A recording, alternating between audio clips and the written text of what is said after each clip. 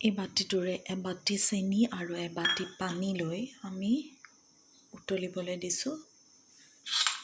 চেনিখিনি যেতিয়ালৈকে পানীত গলি পেলাই যায় তেতিয়ালৈকে আমি কেৰাহীত এখন পাতি লৈছোঁ আৰু তাত আমি তেল দিম অলপ। মই ৰিফাইন অইল ব্যৱহাৰ কৰিছোঁ।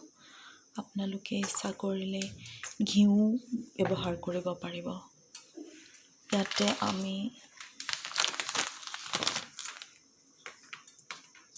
তেলখিনি অলপ গৰম হোৱাৰ লগে লগে ইয়াতে অলপ চুজি দি চুজিখিনি ভালদৰে ভাজিব লাগিব।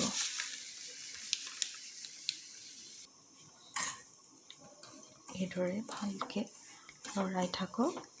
গেছটো চিমত ৰাখিব।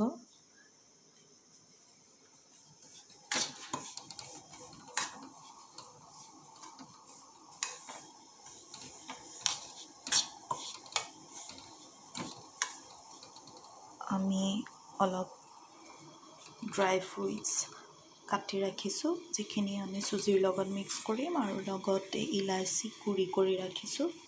চেনি পানী উতলি আছে।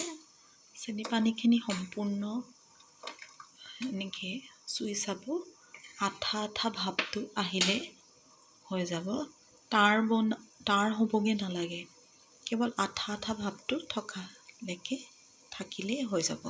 আপুনি গেছটো অফ কৰি দিব পাৰে। চুজিখিনি ভাজি প্ৰায় হৈছে। ইয়াত মই এতিয়া ড্ৰাই ফ্ৰুইটছ আৰু ইলাচিখিনি মিক্স কৰি দিম।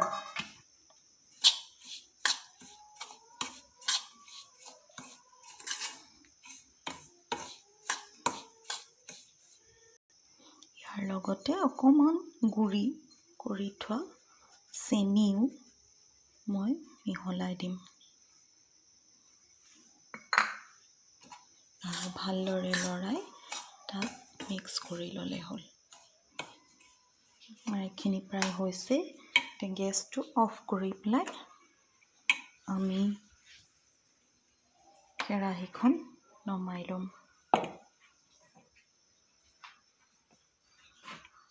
কেৰাহীৰ পৰা কম পৰিমাণত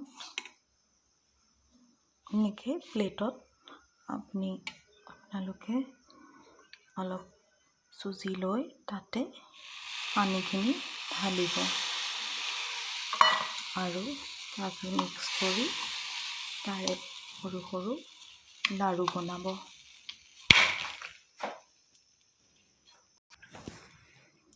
এনেদৰে আপুনি লাড়ু বনাই থৈ যাব। প্ৰথমতে অলপ ঢিলা নিচিনা হৈ থাকে, কিন্তু যেতিয়া ই ঠাণ্ডা হ'ব তেতিয়া যথেষ্ট টান হৈ পৰিব। গতিকে আপোনালোকেও এই বন্ধৰ দিনকেইটাত বনাই চাওক আৰু উপভোগ কৰক। ধন্যবাদ।